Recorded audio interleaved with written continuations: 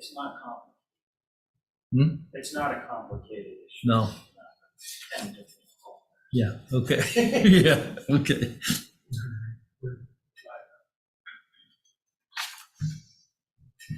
I just push this. If your light's on, it's on. So I'd like to call to order the Thursday, October 20th, 2022 Board of Health meeting.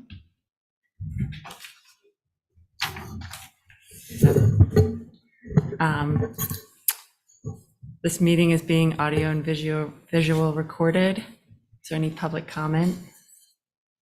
Doesn't look like it, and there's no one in attendance. Right, so approval of the minutes from September 15th, 2022. I'm good. Have a motion? Make a motion to accept the minutes. Second. All in favor? Aye. Aye. Aye. Aye. All right, and then can we review loans 4 to 7 and approve those all as one, or does anyone have any questions? Yes, so numbers 4 through 7, those are all septic repairs, and we're also with IA systems and things like that. They're all in compliance. We have no objection to the approval of any of these loans. Are any of these loans? Nothing's wrong with the loans. Go ahead and we No, I'm recommend saying, approval. Out of these, are they loans that the people are getting for these things, or are they just repairing? They're all repairs, and I think some are repairing with IA system. Okay. And are these to the homeowners as opposed to Yes. the discussion we had last month about, Yeah, who actually is? exactly. And we are putting in for this coming town meeting to ask for more money.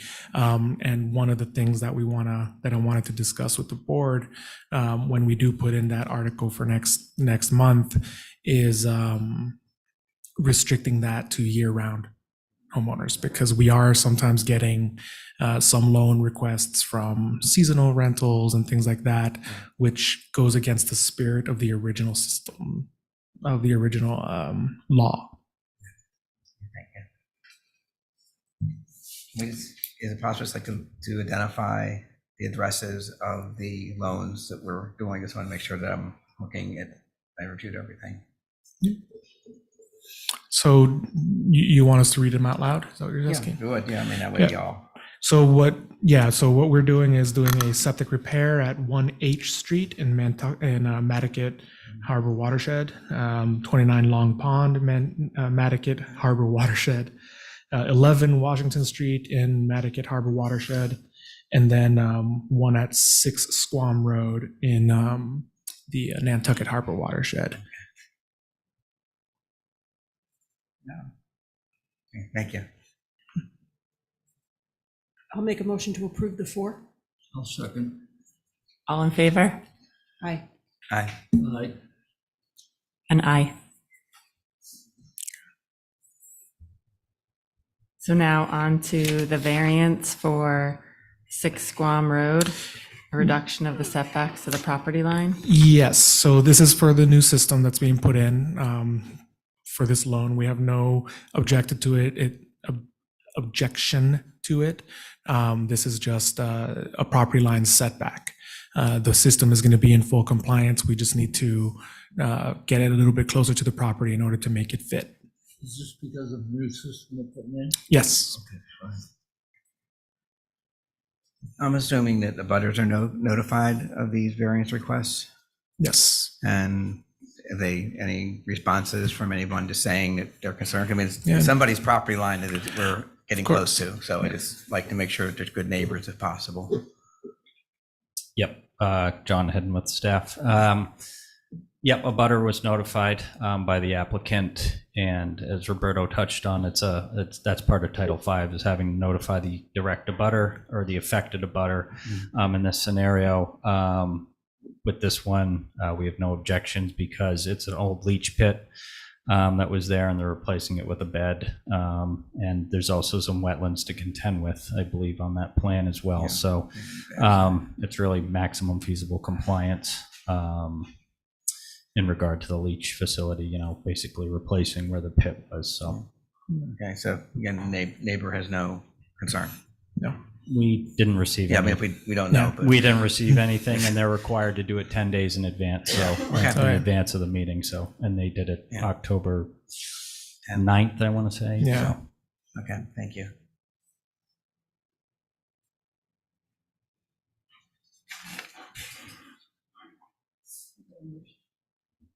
Can I get a motion? I'll make a motion to accept. I'll second the motion. All in favor? Aye. Aye. Aye.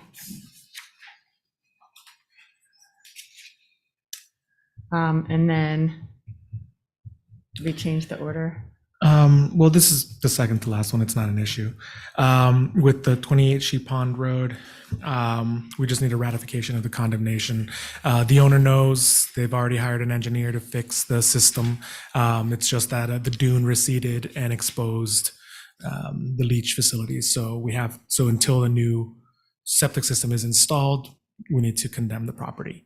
And then it'll automatically lift the condemnation once the new system has been installed. I believe Paul Santos is working on that, but he is not here. Okay, can I get a motion to ratify the condemnation? Yeah. Make a motion. I did not. I'll make a motion. Second, I'll second it. all in favor? Aye. Yes, yes, aye. An aye. Wishful thinking, Jim? Before we move on, I do see that Jeff Blackwell is on. We already approved your variance request, so I think you should be good. I don't want to waste any of your time, Chris. All right, thank you guys. All right, take care. Thanks. All right, no. And we're on to the discussion of seating at Millie's. Sure, Stephen Cohen. I'm here for both restaurants. If we could do Yoshi first, it's only because Mr. Noyce is here. I'll do them back to back if that's okay. That's fine. Sure. Okay. So I want to take this in two parts, in the sense that I want to explain to the board where we are today and why I think that should be okay, and then also tell you where we're going to be in the near future and why basically what we're dealing with today is moot. You should still address it, but it's going to be temporary. So I think you're probably all familiar with Bar Yoshi, that it has an indoor seating area and an outdoor seating area, and then it has its own bathroom, and then there's also a semi-public bathroom slightly down the path. So there's I would identify three different kinds of seating at Yoshi right now. There's, I think, 64 seats that are used for public seating, and then there are 8 seats and some bar seats that are used strictly for prep and employees, and as an employee area. If you walked into the restaurant and nobody was there, they look like dining tables, but they're not used that way. So the first thing that we want to do is exclude from the count the seats that aren't actually used for patrons. And we could, if signage is necessary or whatever, identify that those are not patron seats. So if those are essentially like the employee lounge and prep area, those kind of seats are not typically counted in this count.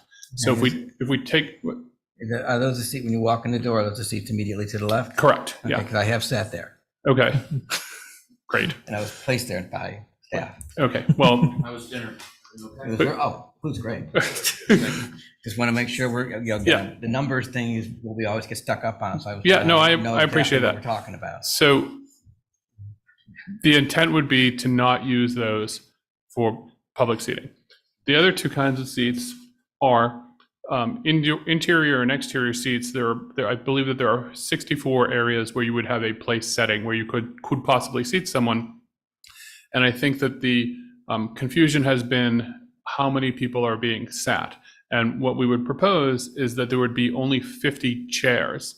And therefore, even though there would be some empty place settings, that would give them the ability to actually seat 50 people, because what they end up with is 2 people or 3 people come and they sit in a 4-top. So you end up not being able to have your full capacity of 50 people because you've got all these empty seats.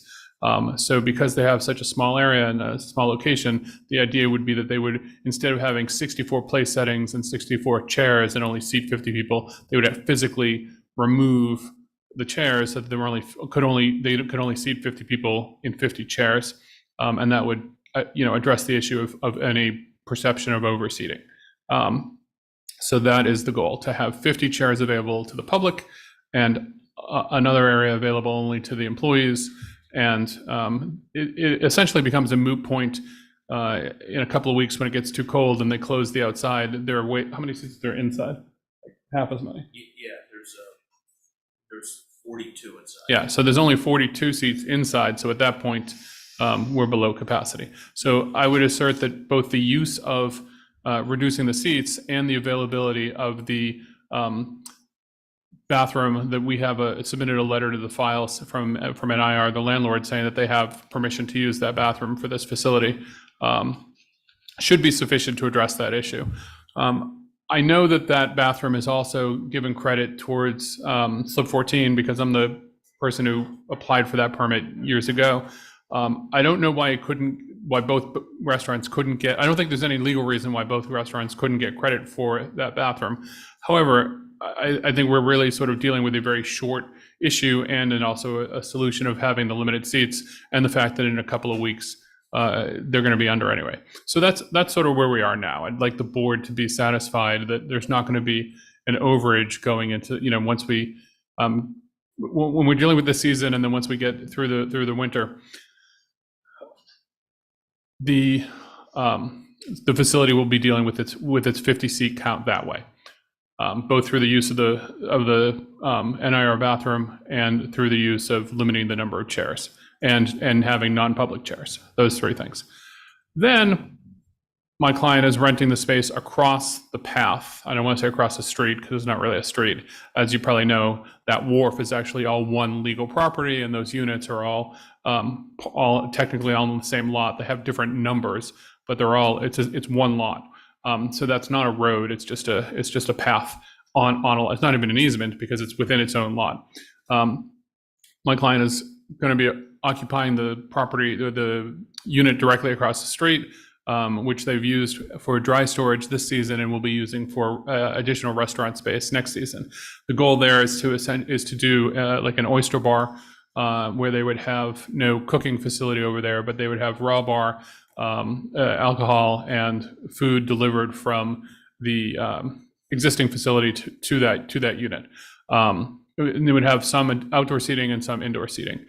And we've run through with John Hedden what would be required in terms of sinks and other health code issues to make the transport of the food and the co-use of those spaces meet health code issues for delivery, for safety and those kind of things. But strictly from the bathroom perspective, there would be a intent to construct a fully handicap accessible bathroom in that facility, which would double the amount from 50 seats to 100 seats, but we'd only be proposing, I think the final plan is going to have somewhere in the 85, right? 84 seat count. So by the time the facility opens next spring, they'd be under. They'd have 2 bathrooms, not counting the NIR bathroom, and be under. So I think that's where we'll be, and I think the board can feel comfortable that the public health and public safety is being served both in the short term and the long term with that plan. And I'm happy to take questions if there are any. So the next year's plan will alleviate the concern about the slip 14. I remember watching the meeting last year about that, and that technically aren't public bathrooms. They're slip 14s. So the plan for next year will essentially take those out of the equation for Yoshi. Is that what you're saying? Yeah. Yeah. So those bathrooms are not attached to any restaurant. They're just owned by the landlord, NIR, and they're across the path from slip 14 in the same way that they are across here. They're slightly closer to slip 14. Right. And slip 14 came in first and said, hey, can we get credit for these? And we have an addendum to our lease that says that we can use them, and the board granted that approval. And and then Yoshi came in and said, well, we have the same thing in our lease. Can we have credit? And there was So I'm back and forth about it, and I guess what I'm saying is it's going to become a moot point because unusually they're going to construct a bathroom that creates 50-seat capacity, so we don't need to rely on it. Okay.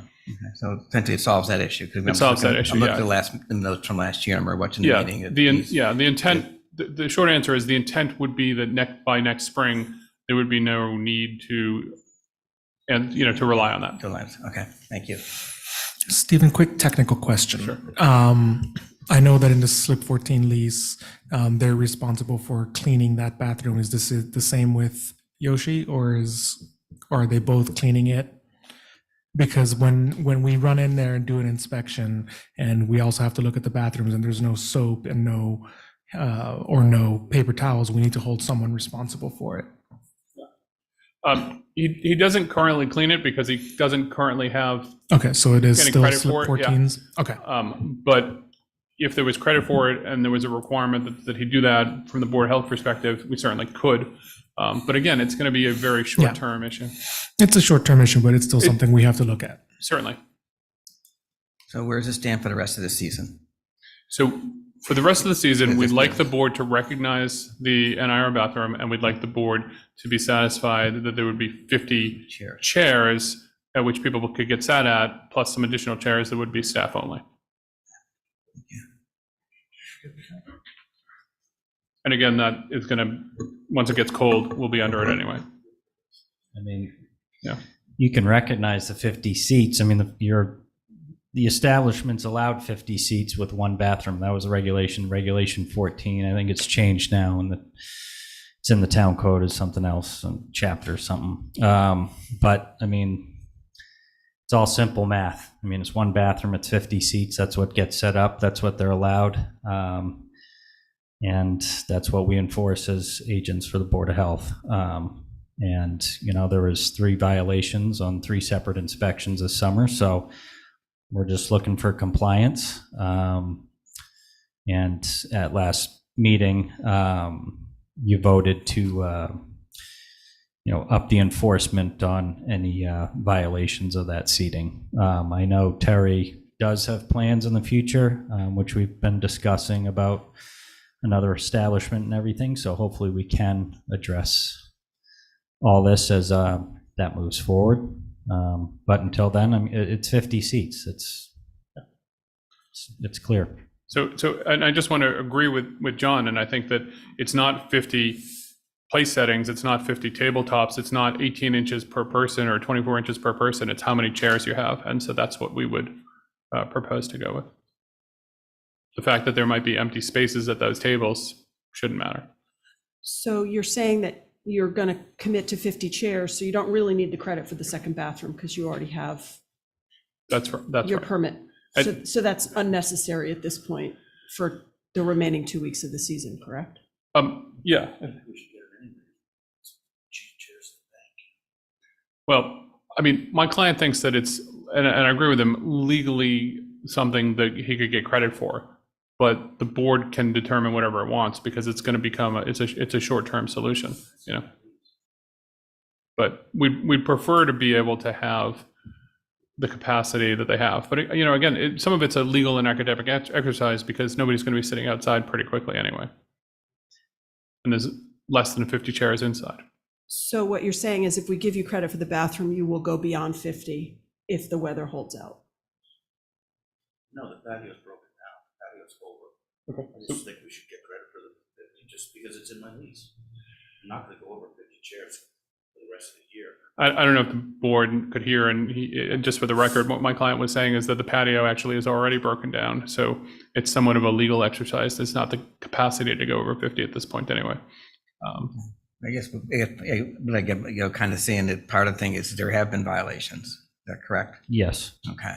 And we're trying to get to the rest of the season. There's a plan for next year that sounds like it'll kind of ameliorate the issues that have come up. So I guess in some ways, what is it we are being asked to do? Is there an issue of violation dealing with that? Is it just really saying 50 chairs and that's it and we're not budging? At this point, we're just reiterating 50 chairs. Yeah, and I think we'd be happy with that because we're not, we're not seating people outside at the moment anyway. Yeah. Just I think we're reiterating just 50 chairs at this point. Okay. I just wanted to make sure. Yeah. Because, again, we did talk that we do want to become a little more forceful on our enforcement, but again, we don't want to do anything retroactive either. So 50 chairs. So And I- 50 chairs, meaning there's 50 physical chairs, not 50 plus 7 in the back. Correct. 50 physical chairs. Yeah, I would just say 50 patron chairs. Yeah. Yeah, I mean, I think, COVID and everything, it definitely convoluted everything. And as we said, outdoor seating was obviously a much safer and better route for everyone to enjoy going out to dinner and everything. I think it's continued over, and we witnessed the violations and need to clamp down and go by the regulation. So that's where we are. So I would suggest that we're essentially good at this point. If the board is satisfied with a limit of 50 chairs through this season, and next season we'll come in with a different design and different permit, that'll supersede what we're dealing with here. Good with that.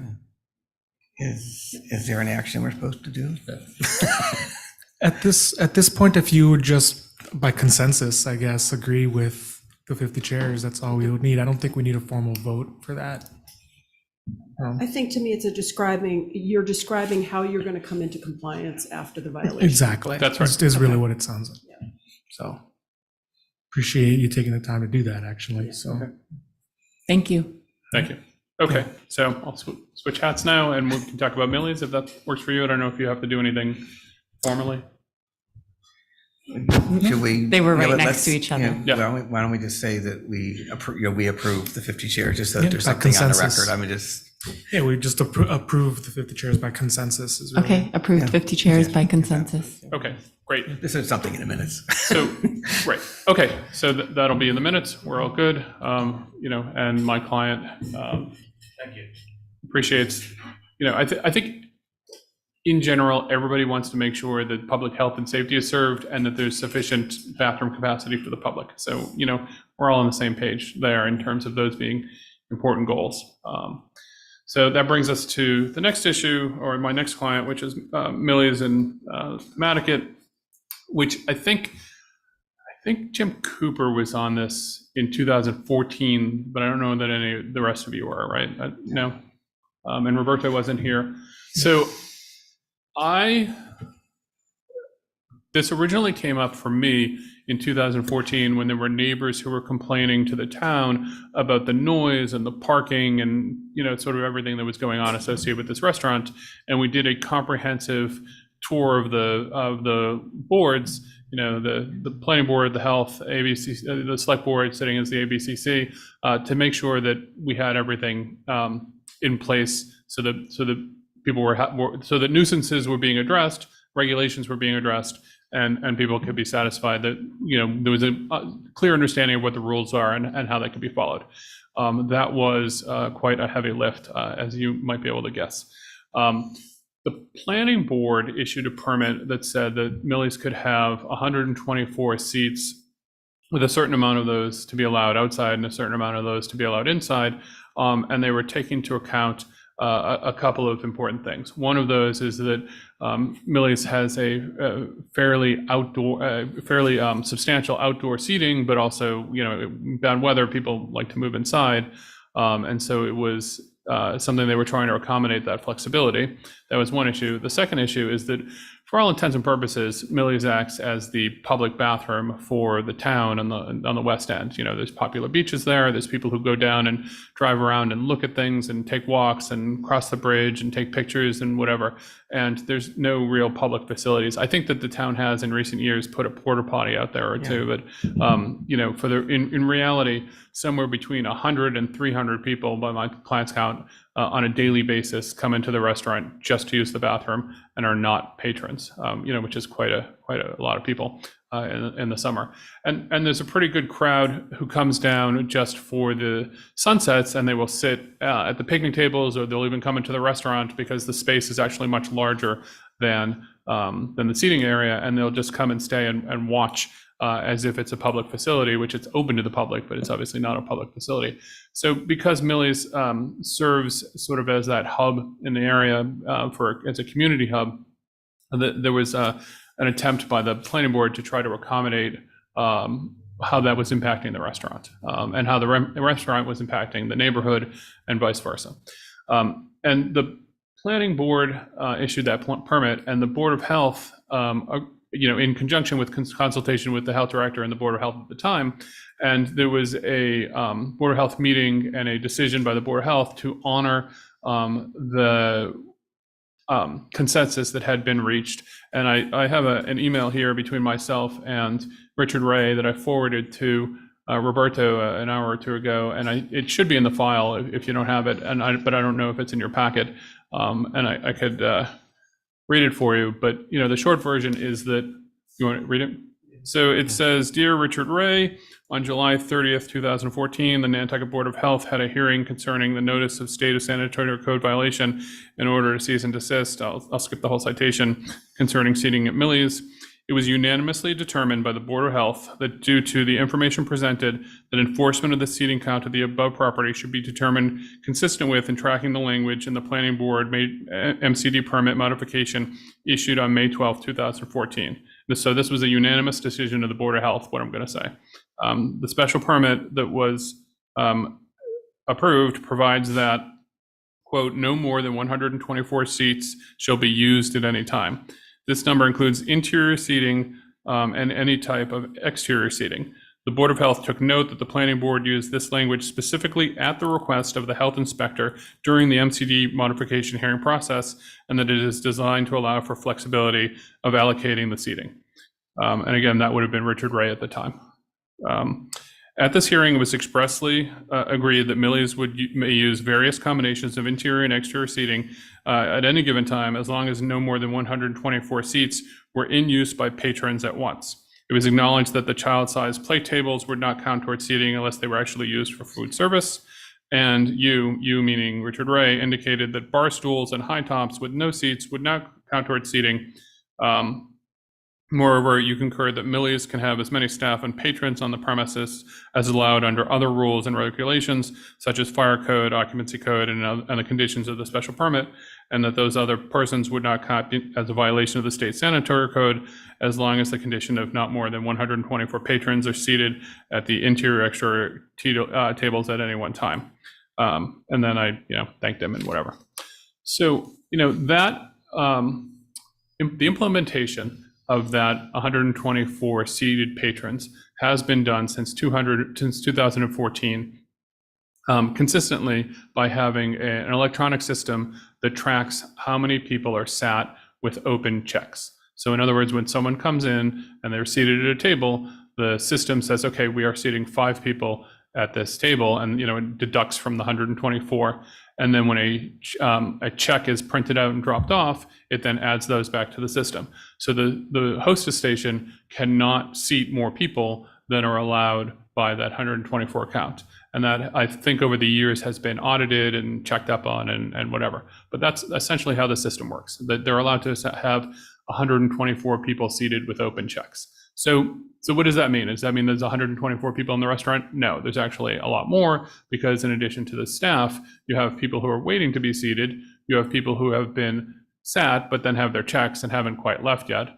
You have people who are standing around, which is allowed in, restaurants are allowed to have non-seated patrons under the health code. And you also have members of the public who come in and mill about but don't actually buy anything and are not customers. And those people can be, as I said, enjoying the sunset, enjoying the views, just relaxing, getting out of the sun, and using the restroom. And there are also a number of people outside who do the same thing, who just use Millie's as if it's a public accommodation.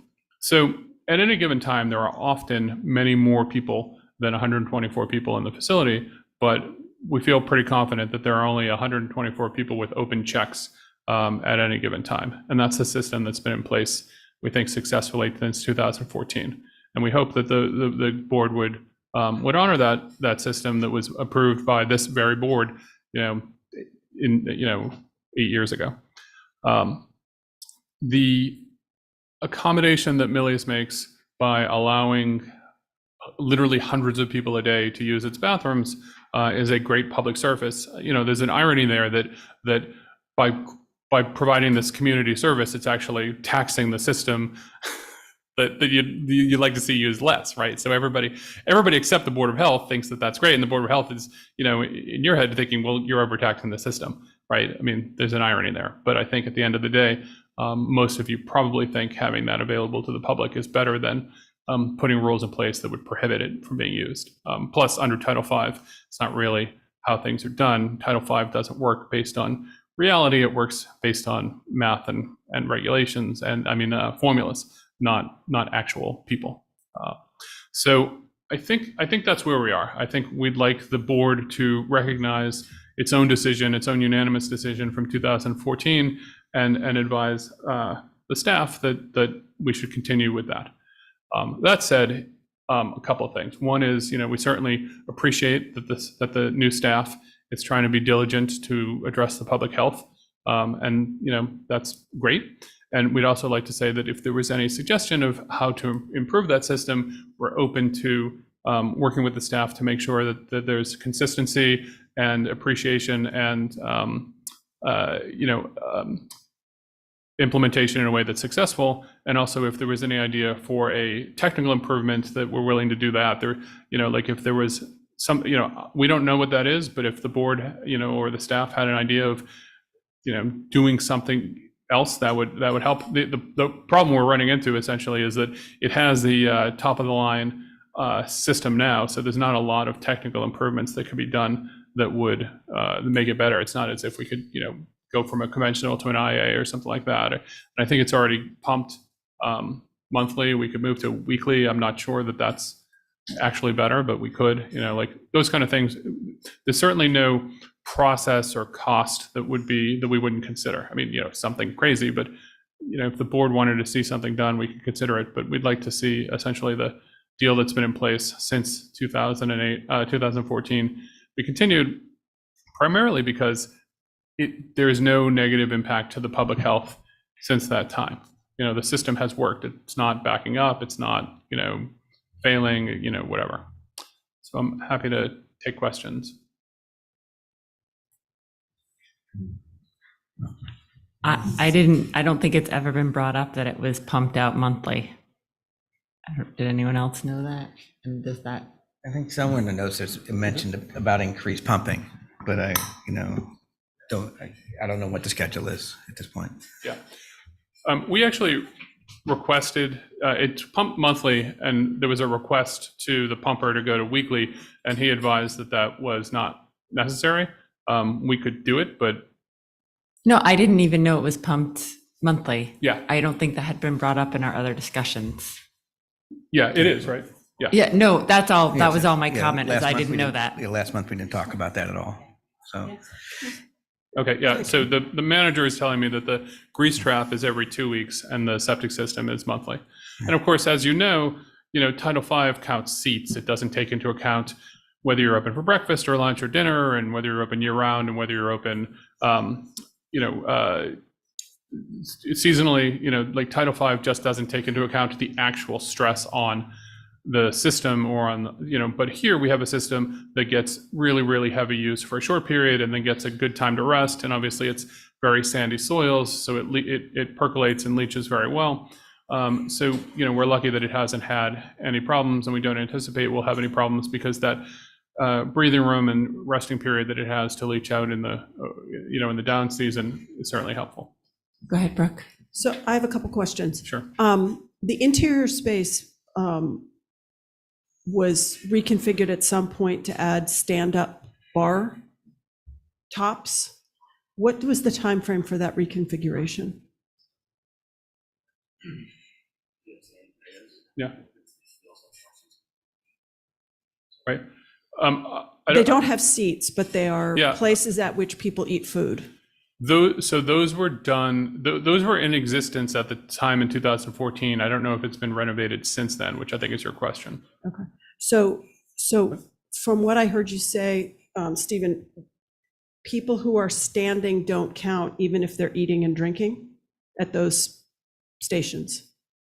Under Title V, I believe that's correct. That, like if you go into a bar, there could be people 3 or 4 deep that don't count. And I should also say that it's not in the rule, but one of the things that we do is that bar downstairs does not serve food. So you can't go to that bar and sit down and order for the menu, even though there's seats there. You can only get drinks. So if someone has food at one of those standing areas and they have an open check, they count in the 124? If you're counting open checks to take your census? So, yeah, it counts open checks that are seated. It doesn't count open checks that are not seated And at how a do you table. determine that within your system? Yeah, the reservation system keeps track of how many people are seated. So they could open a bar check for someone to get drinks that doesn't go through the reservation system, that doesn't count, right? Yeah. So it bypasses if they're standing. Correct. Which is standard at every other restaurant. You know, like people who are standing the system doesn't work that way. Like I said, Title V is not based on reality, it's based on formulas.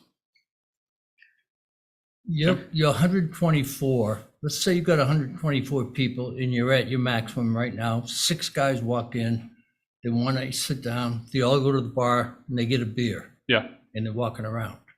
That automatically adds 6 people to that and you're over the limit. So under the decision that was unanimously approved in 2014 by this board, people who walk in and get drinks at the bar don't count.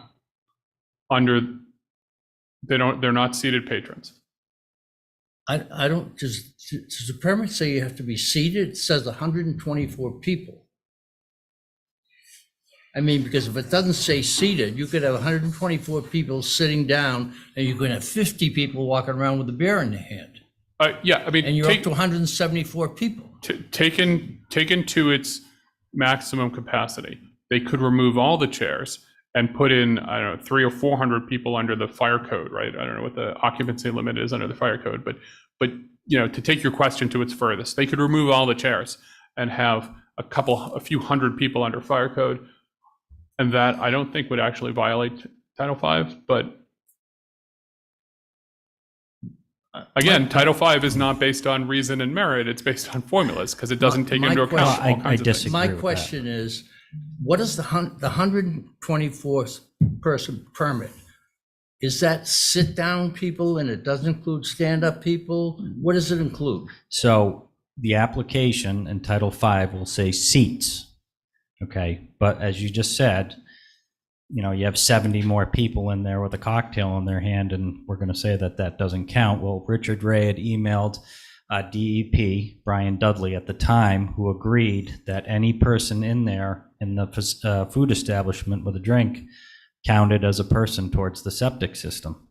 It's not just the bathrooms either. It's the dishwasher. It's all the water used preparing food, mop sinks, laundry that's there. It's based on 35 a seat's based on 35 gallons per day, which, as Richard Ray said back then, is pretty reasonable. If I remember right, wasn't there a limit on the septic system? It's like 4,200 gallons a day or something like that? 4,800. Your good memory. Huh? It's about 4,800. That's you have a good memory. 4,800, right. Because the last time we had a problem, that's really what the problem was. The septic system was overflowing out into the street.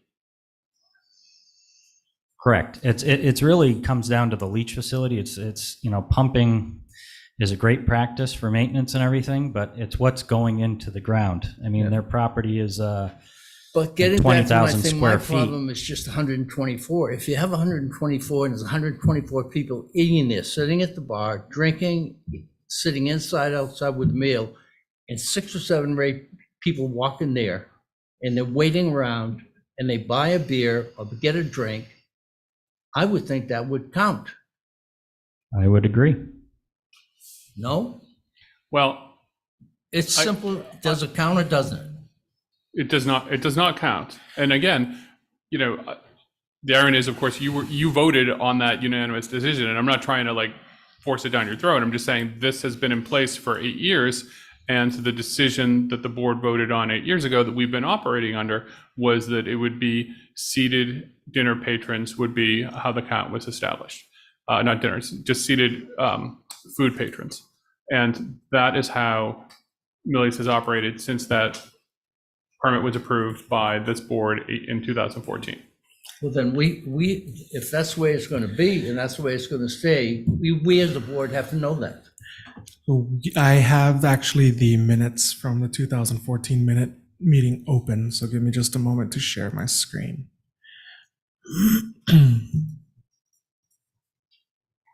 I mean, if that's what the permit included, then that's what it included. And in that, it says, let me zoom out. It actually says the motion is to accept that a person represents a seat and that Millie's Restaurant, God, let me get this out of the way, can only have 124 people seated in any location. Motion made by Mr. Cooper. But a person is a seat. So every person in there, so you can only, Counts. so you could only have 124 people at a time, whether or not they are sitting or standing. Yeah, A person is a seat, right? That's what- That's that's how I- however the board wants to interpret How, this. But sort of a little bit out of curiosity, how many restaurants do we have on island that are on septics? One. No. No, there's like, I the think summer 4 or house. 5. there's only a Toppers, few. my Yeah. comment. How many? About 5 toppers, my comment with Millie's is 167 raw. 167 rods on a septic. It's still on a system. septic. The one about the airport. No, I think that's on That's sewer. That's on sewer. And I think that's it. Yeah, there's a handful. Yeah, 4 it's or just 5. about 4.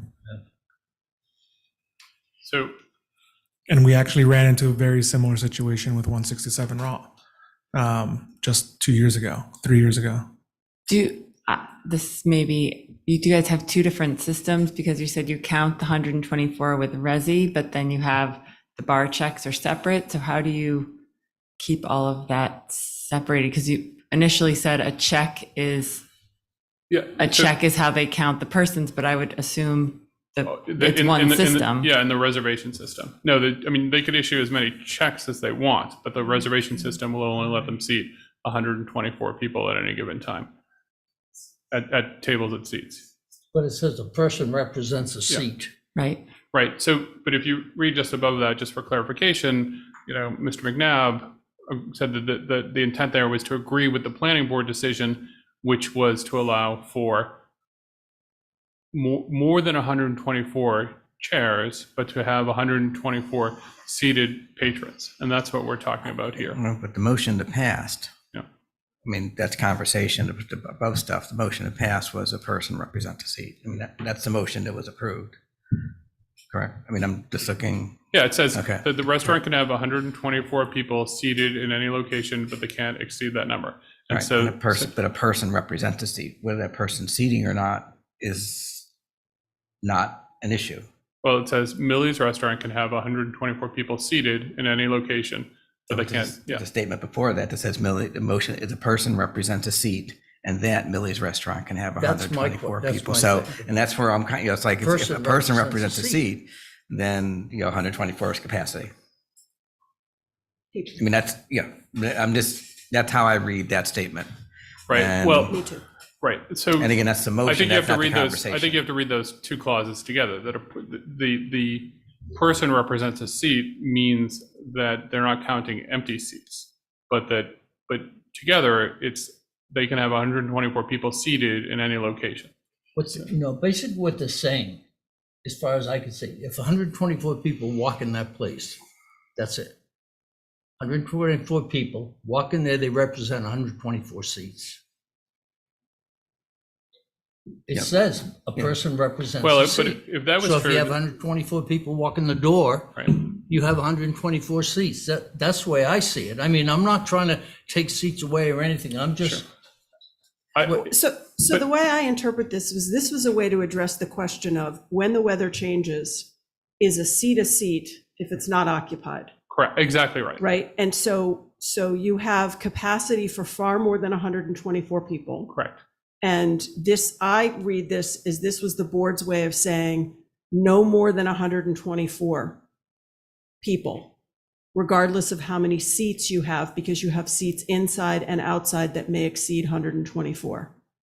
Right, because if that's Actual six, if seats. those 6 people walk in and buy a beer, they should be able to sit down.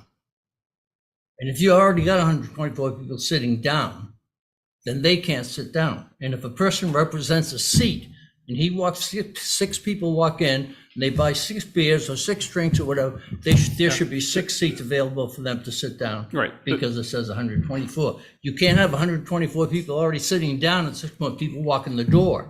Well, you know, right now, Ed, if someone is not seated, if a restaurant has 124 seats and they only have the 124 seats, they could still have additional people standing at the bar. That's not a violation of Title V. No, but they represent seats. No, they don't. That's what I'm saying. Like, that's not, what you're saying is both inconsistent with the decision that was adopted and inconsistent with Title V as it exists for everybody else. Title V doesn't prevent you from having standing patrons. It doesn't prevent you from having employees. It doesn't count people who are coming in and from the public and not customers who use the bathroom, who is hundreds of people sometimes in a given day. I mean, If 6 people walk in, they all buy a drink, they're a customer. right, But I don't think, this says a person represents a seat, so a person is a seat, so if you have 124 people. I think if you read the minutes and also read the planning board decision, it was very clear at the time, and in my confirmation with Richard Ray, and in the way it's been enforced since then, that we were just talking about seated patrons being served. That's what was discussed. That's what was discussed in the minutes of this meeting. If you sort of scroll up, it's what it says more specifically in the planning board decision, where they say here, we agree with the planning board decision, that they're not counting heads, they're counting seated patrons. And that's what we've been doing for 8 years. And that's what we'd like the board to continue to do. Can the septic system handle it? I mean, the thing is, our concern is, I mean, I know that And I think fire that's exactly codes, exactly the right question. Like, and, Cameron. you know, that there, I mean, again, I'm going by what the motion said. I'm looking at all the conversations, and some people say 124 chairs, 124 people, but the motion was a person is a seat. So that's where I'm kind of coming from right now. It has a capacity of 4,200 gallons, I think, roughly, in terms of 4,870 gallons per day is allowed, and gallons per day is all water, not from a certain part, correct? I mean, we're not slicing and dicing where the water's coming from. Everything that goes down the drain. Right. And since I live in Nantucket, I am concerned about the water quality. I mean, you overflow, it's going into my taps. So, you know, I mean, there's an element there of, we do want to make sure that the septic is clean, and that the Board of Health is health. You know, we're not, fire code doesn't really mean much to me right now. Right. So I want to try to get this to the point of, A, are there been violations that we know of? B, what is the definition of people being there? To me, if you're in there, you can use the restroom, and you're buying a beer, and that glass is going to get washed. And so, I mean, there's water usage that accompanies every customer. That's, Right. And, I'll put aside the outside people coming in. But just, the actual use of the Millie space serving its customers and its employees. And those are the things I'm concerned about is, is the system being taxed to the point that that we're not healthy? We said 124 was the capacity for that system. Is 124 chairs, it's 124 customers. And I'm going to use the term customers, not seats, because a person in there can use the facilities, is creating water usage from the kitchen and possibly by using the restroom. So that's kind of what I want to at least try to sort out a little bit. Well, so I just want to do this one more time. It says, motion to accept a person represents a seat, that Millie's Restaurant can have 124 people seated any wish, but they cannot exceed that number. In my estimation, if you walk in there and you buy something, you should have a right to sit down. And if you've already got 124 people sitting down, and 6 people walk in and they buy a beer and they want something, they should be able to say, where do I sit? And you said, we can't, we only have 124. We only have a permit for 124. You have to stand. But what you're basically saying is you're making customers stand. Yeah, but under Title V, that's allowed. Well, Can I suggest a path forward? Are you think- guys yeah. done for the season? Yeah. Yeah, okay. So we have until the spring Yeah. to figure this out, Right. right? I would love to get a read from the DEP on the definition of a seat Okay. and whether Mr. Cohen's interpretation of they can have 100 people standing in there eating and drinking and they don't count toward the capacity, because that's what I'm hearing you say, that they can be at those high tops, standing, ordering meals like people in a chair. Well, people who are at the bar don't get food, don't get. I'm talking about dinners. those high tops in the middle of the room. Yeah. I believe people stand there and eat food. if I'm not Upstairs or mistaken. downstairs? And Yeah. downstairs. I mean, I've had Yeah, food in downstairs, both. high tops. Upstairs, yeah.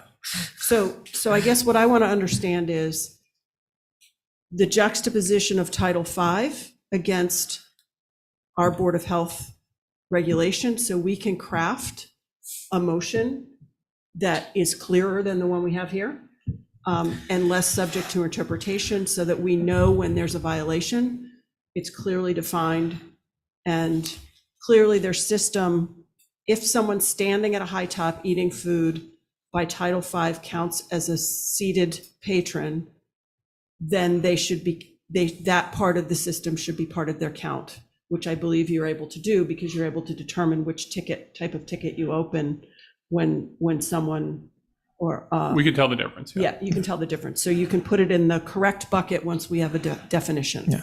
So I just want to get a ruling. We could argue this all day long, but we're Yeah. interpreting language.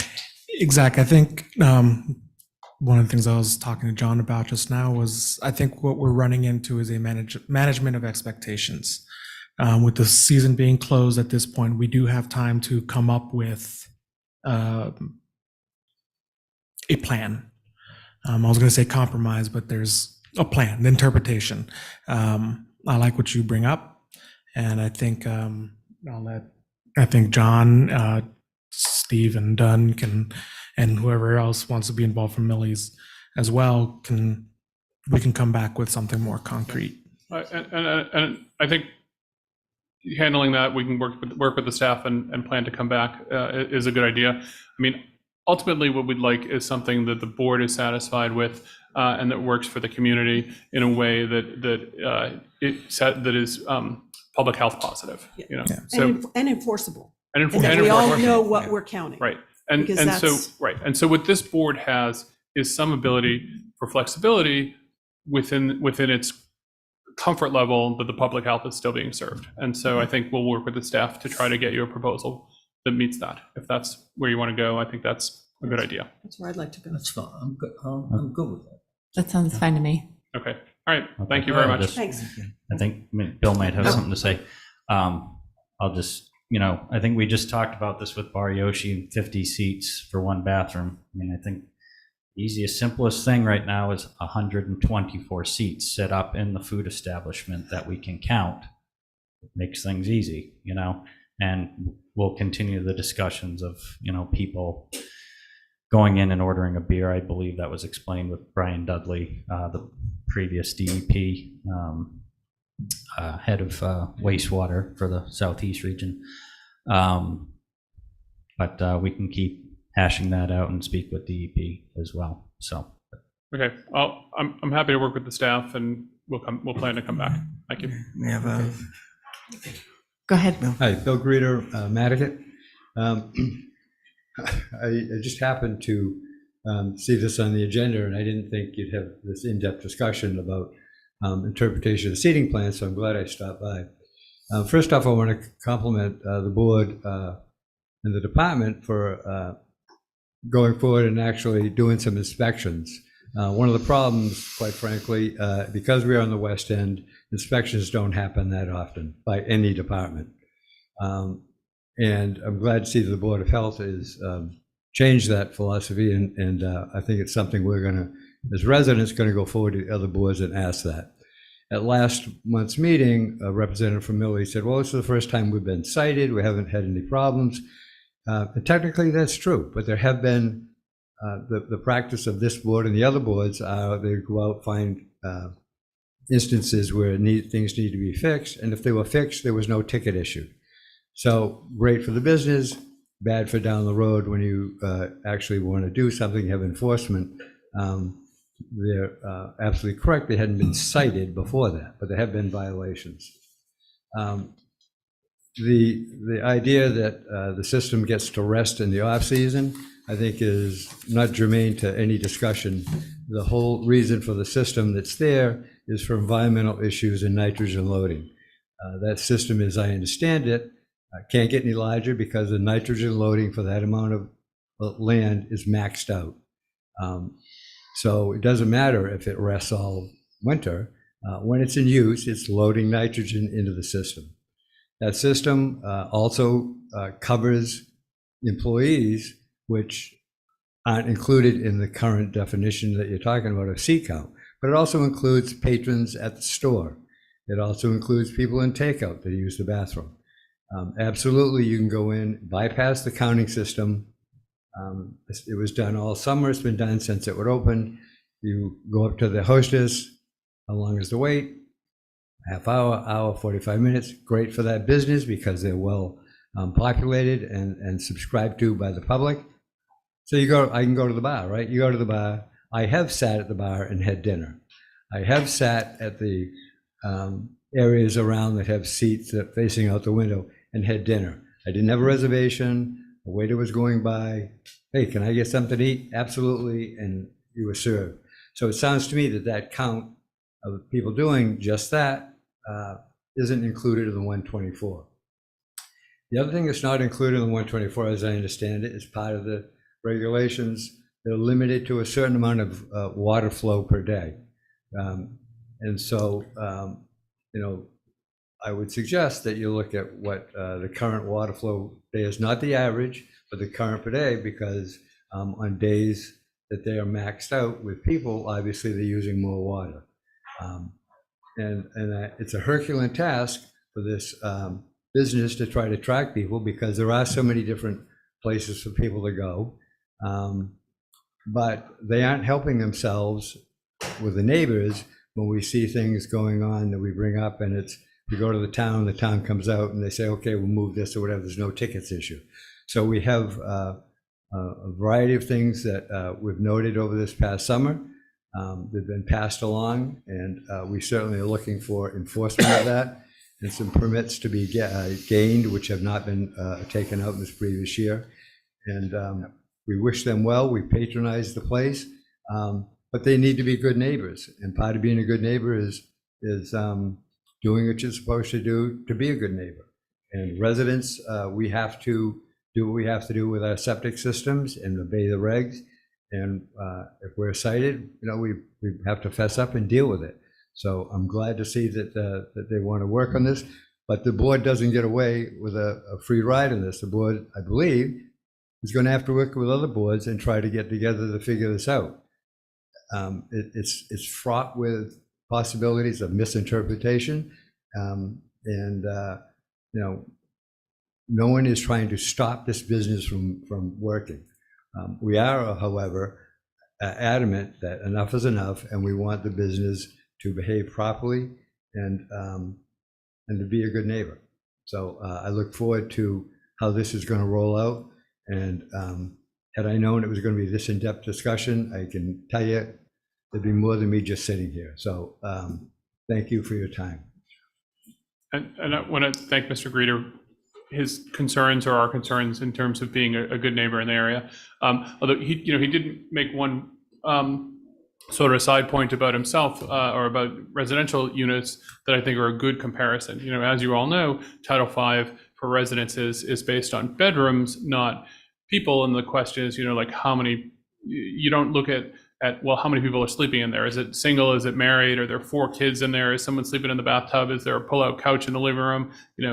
There's not, you can have a pull-out couch in your living room and it doesn't make it a bedroom under Title V. You can have 6 bunk beds or 1 king size bed in your bedroom, it doesn't matter, you know, like, so Title V, again, is based on formulas, not reality. And it's up to the board to determine, okay, well, at what level are we going to be reasonably satisfied that what's going on here is also serving the public health? You know, so the one thing is, how are we going to count seats? And the next thing is, if we do it this way, is it going to be safe for the environment and safe for people and those kind of things? And I think that's the goal we share, is to come up with an enforceable formula that is safe for the environment and safe for the public health. So we look forward to working with the staff on that. And I'll stop, but I know that the manager who's here with me just wants to thank you and say something too. Thank you. Hi guys, I'm Donald Darius. I'm one of the managers out at Millie's. I wanted to thank this discussion that we're having. It's fruitful, productive, it's good, it enlightens and clears things up. I also want to thank John Hedden for his enforcement this summer, because he has been out. This idea that, you know, the Board of Health does not come out to Nantucket is not necessarily true. John and I have been out there together. Jake Visco came out for our initial inspection, and, you know, I think, John, what do you think, 5-6 times this summer you've come out to Nantucket? Yeah, and John issued us a citation for a window thing, so there is enforcement. I just want to say that. On the notion that, you know, a person is a seat, I can understand where everyone's coming from on that, but in that respect, then we need to limit our staff to adhere to that number of people too. That doesn't really make any sense. It comes down to a sort of a slippery slope with other restaurants too, that if a person is a seat, then we need to, you know, stop, you know, have a bouncer at the door almost to stop letting people in at a certain amount of people that are inside. Doesn't make any sense.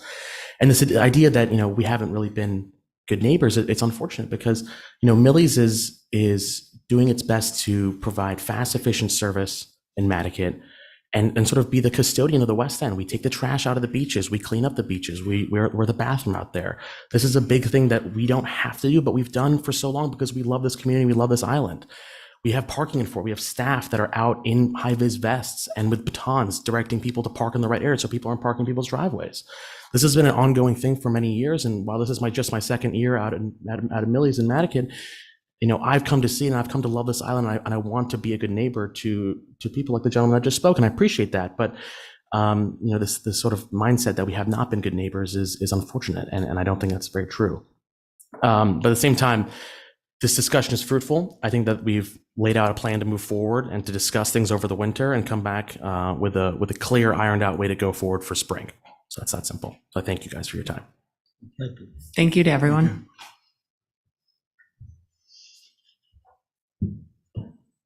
I'm gonna run and make the boat, but thank you, everybody. Thank you, Stephen. Discussion of short-term rentals. So just real quick, we are working on the short-term rental project now that the regulation has been approved. I've been in contact I was in a meeting with Granicus on Monday. The initial kickoff meeting for setting up the software. They do expect a copy of the application to be available to the public starting on November 1st. But we won't be accepting applications until January 1st, like the regulations said. So, and that application will be both online or in person, but we're going to push everyone online from starting later as we get the software up and running. And then that's really it right now. One of the things that I will take this opportunity real quick to introduce our newest inspector, Sean Reed. So Sean just moved over to us from sewer department, and he's already one of our food inspectors, and we're going to be moving him into septic as well. But Sean, Jake, and Kathy, and both Kathys will be our primary inspectors for the short-term rental until we can get the program completely up and running and see if we need more staff, which will, let's be honest, we'll probably need another staff member or two, depending on how many short-term rentals there are. So yeah, it's going to be a big lift and a fun time. Yeah, good question. For notifications, so short-term rental thing online available. is there a mass mailing going out to all the owners on the island saying if you intend to short-term, I mean, how could we, if I can sit there and say I didn't get it, so I didn't know. So the initial push is going to be the obvious ones. So Granicus, the contract we have with Granicus is a program called Host Compliance, and what they do is they scour VRBO, Airbnb, HomeAway, all those websites, and anything that's registered to Nantucket, including the luxury brands like Inspirato, anything that's registered here, they're going to reach out to directly. And get them registered, send them the application, speak to the people who are there. And then they're also going to do a mass mailing to anyone who is on the state list. So that state list includes all the properties that had been registered prior to whether they're renting or not now. And then step 3 would be hitting everyone else who they haven't seen. So all the gaps that we have. So if there's 500 properties that haven't received a letter, then they'll reach out to those properties. And they're going to try to get any place who has active listings, previous listings first, then, everyone else on the island. Saying if you're considering it. Correct. Okay. And then let's have one. We have a non-short-term rental question. And I think I brought it up a couple months ago that this 5-year plan from 2017, we've gone through that as 2022. I know the COVID kind of threw a big monkey wrench, and now you got short-term rentals all of a sudden thrown at you. But is there going to be developing a 5-year plan from the next 5 years? And actually, yes. There was a discussion about that today.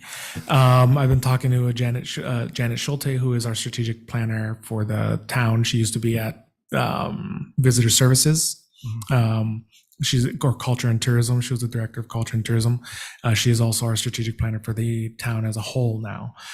They're working on the town-wide strategic plan, but there was a discussion today about also working on the independent strategic plans that we had done. So that includes the natural resources one, the health department one. There was one for planning a few years back.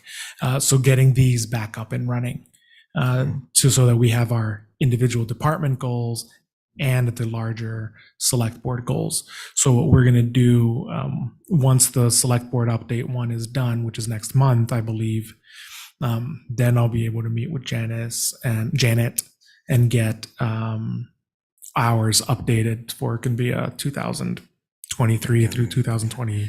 Would we be able to, would you be able to kind of give us updates? Oh, it's going to be as you're working on things, just because there's a lot going on that's really good. It'll be a full-blown strategic planning process. Kind of want that out there too, besides septic.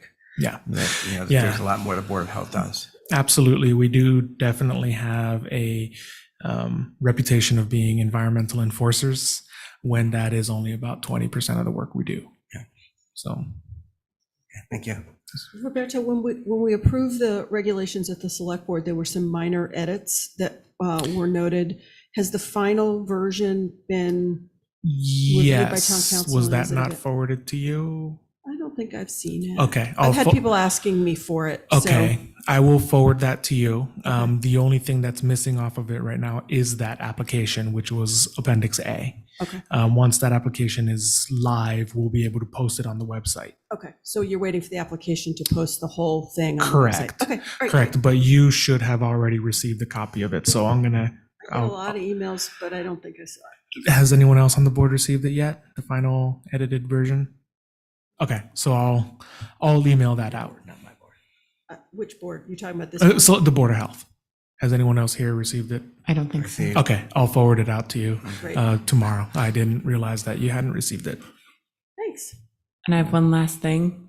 Would anyone else like to be on the marijuana advisory committee? Because I'm not able to do that, this and the short-term rental work group. Advisory committee for what? The marijuana advisory committee, because I'm on that, but I also have 3 small children and a full-time job, so How often do they meet? once a month, on the same day we do, but at 1 o'clock in the afternoon. I'll do it. Great. All right. So I'll let Erica know. So someone notify me. Yeah, Barry Rector is the chair, so he'll reach out to you. Okay. Right. And Jimmy, I'll let Erica know, and that way they can get in contact with you. All right. Motion to adjourn? Motion to adjourn. Yeah. Second the motion? All in favor? Aye. Aye. Aye. Aye. All right. Thank you.